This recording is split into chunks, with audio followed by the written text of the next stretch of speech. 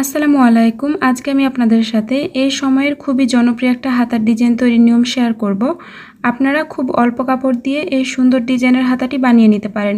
Readymade জামার সাথে যে হাতার কাপড়টা দেওয়া থাকে সেখান থেকে আমি হাতাটি তৈরি করেছি। তো আশা করছি আজকের ভিডিওটি আপনাদের অনেক ভালো লাগবে এবং ভিডিও ভালো লাগলে প্লিজ আমার ভিডিওতে একটা লাইক দিয়ে দিবেন। তো হাতা তৈরির জন্য এখানে আমি একটা কাপড় নিয়েছি যেটা এক সাইড থেকে একবার ভাঁজ করা রয়েছে। তো এখান থেকে কিন্তু দুটি হাতা তৈরি হবে। তো আমি কাপড়টিকে আরও একবার ভাঁজ করে টোটাল 4 পাট করে নিলাম। তো দেখুন কাপড়টি কিন্তু এখন 4 পাটে রয়েছে। তো কাপড়টি লম্বা রয়েছে প্রায় 22 ইঞ্চি পরিমাণ এবং কাপড়টিকে ভাঁজ করার পর কাপড়ের চওড়া রয়েছে প্রায় 9.5 ইঞ্চি পরিমাণ। আর এই সাইডটি হচ্ছে কাপড়টির খোলা সাইড এবং এই সাইডটি হচ্ছে বন্ধ সাইড। তো আমি এখন কাপড়টির ওপর থেকে প্রায় 3 ইঞ্চিতে প্রথমে একটি মার্কিং করে নেব হাতার শেপ দেওয়ার জন্য এবং এইখানে সোজা করে একটা দাগ কেটে নিব। তো অনেকে এখানে কমেন্ট করেন যে এই অংশের চওড়ার পরিমাণটা কি অনুযায়ী রাখবো। তো আপনারা কামিজ কাটিং করার সময় আর্মহোলের লম্বা যতটুকু নেবেন তার চাইতে 1 ইঞ্চি বেশি নিয়ে এই অংশের চওড়া নেবেন। তো আমি কামিজের আর্মহোলের জন্য লম্বা নিয়েছিলাম 6 ইঞ্চি, তাই এখানে 7 ইঞ্চি নিয়ে মার্কিং করে নিচ্ছি। তো এরপর আমাদের এই দাগ থেকে ফিতাটিকে এই কর্নার পর্যন্ত এইভাবে করে রেখে একটা দাগ কেটে নিতে হবে।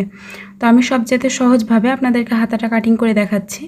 তো এবার এই দাগের উপর দিয়ে হাতার শেপ দিয়ে নিতে হবে। তো আমি একটু বাঁকা করে হাতার জন্য শেপ দিয়ে নিলাম আর্মহোলের মতো করে। তো এইভাবে করে আপনারা শেপ দিয়ে নেবেন। তো এখন আমাদের এইখান থেকে ফিতা ধরে কোনোই পর্যন্ত লম্বার মাপ নিতে হবে। তো কোনোই পর্যন্ত লম্বা হয় 11 ইঞ্চি, 1 ইঞ্চি বেশি নিচ্ছি সেলাইয়ের জন্য। এরপর এইখান থেকে কোনোয়ের ঘেরের মাপ নিতে হবে। তো কোনোয়ের ঘের হলো 10 ইঞ্চি, 10-এর অর্ধেক 5 ইঞ্চি।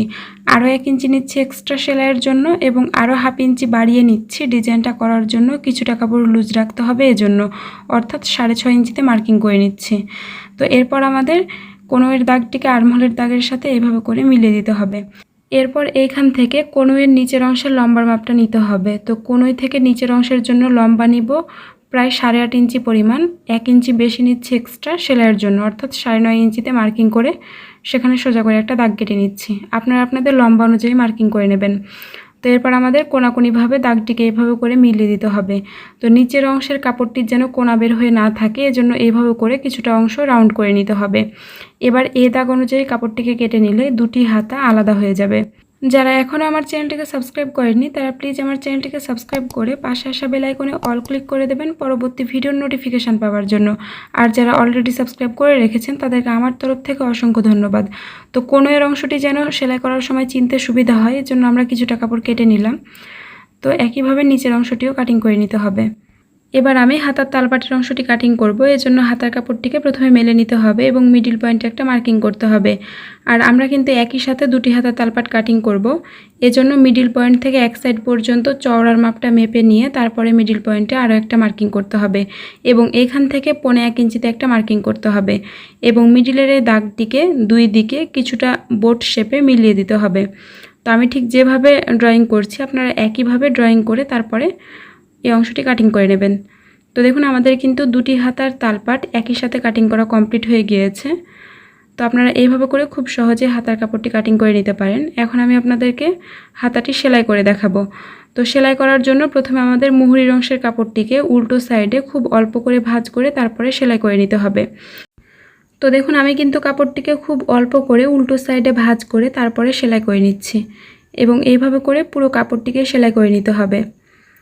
তো আপনারা যদি আমার চ্যানেলের ভিডিওগুলো নিয়মিত দেখেন তাহলে আপনারা যে কোনো পোশাকের কাটিং এবং সেলাই খুব সহজেই শিখে নিতে পারবেন। আমি চেষ্টা করি আপনাদেরকে খুব সহজভাবে শেখানোর জন্য। তো এইভাবে একবার সেলাই করার পর এই কাপড়টিকে আরও একবার উল্টো সাইডে ভাঁজ করে আবারও সেলাই করে নিতে হবে এবং আমি কিন্তু এবারেও খুব অল্প করে কাপড়টিকে উল্টো সাইডে ভাঁজ করে তারপরে সেলাই করে নিচ্ছি। তো দেখুন এভাবে করে পুরো কাপড়টিকে সেলাই করে নিতে হবে। দেখুন সেলাইটি করা হয়ে গিয়েছে। এখন আমি হাতার কাপড়টিকে প্রথমে সোজা পাশে করে নেব এবং আমরা কোনোয়ের জন্য যে অংশটিতে মার্কিং করেছিলাম এই অংশটিতে সোজা করে একটা দাগ কেটে নেব।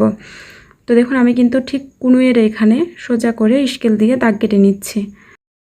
এরপর এই দাগের ঠিক মিডিল পয়েন্ট বরাবর একটা দাগ কাটতে হবে এবং এই দাগ থেকে দুই দিকে হাফ ইঞ্চি করে আরও দুটি দাগ কাটতে হবে। তো দেখুন আমি কিন্তু দুই দিকে হাফ ইঞ্চি করে দুটি দাগ কেটে নিয়েছি। এরপর আমি একটা কাপড় নিয়েছি, এই কাপড়ের লম্বা রয়েছে 7 ইঞ্চি পরিমাণ, অর্থাৎ দাগের মিডল পয়েন্ট থেকে এক সাইড পর্যন্ত যতটা লম্বা হয় কাপড়টি তার চাইতে হাফ ইঞ্চি বেশি লম্বা রয়েছে। তো এখন এই কাপড়টিকে এক মাথা থেকে উল্টো সাইডে দুইবার ভাঁজ করে সেলাই করে নিতে হবে। তো অবশ্যই উল্টো সাইডে ভাঁজ করে তারপরে সেলাইটা করতে হবে। এরপর এই কাপড়টিকে উল্টো সাইডে এভাবে করে একবার ভাঁজ করে দাগের ওপর রেখে সেলাই করতে হবে। তো এইভাবে করে দাগ অনুযায়ী কাপড়টিকে রেখে তারপরে সেলাইটা করতে হবে। তো এ পর্যায়ে আপনারা যদি আমার হাতের দিকে একটু ভালোভাবে খেয়াল করেন তাহলে পুরো বিষয়টি ক্লিয়ার হয়ে যাবেন। আর অবশ্যই কিন্তু ব্যাক স্টিচ দিয়ে সেলাইটা শুরু করতে হবে। আর এখানে কিন্তু হাতার কাপড়টিও রয়েছে সোজা পাশে এবং যে কাপড়টি দিয়ে আমরা সেলাই করছি অর্থাৎ ছোট কাপড়টিও রয়েছে সোজা পাশে। তো একইভাবে আমাদের এই সাইডটিকেও ভেতরের দিকে এইভাবে করে ভাঁজ করে এর উপর দিয়ে সেলাই করে নিতে হবে।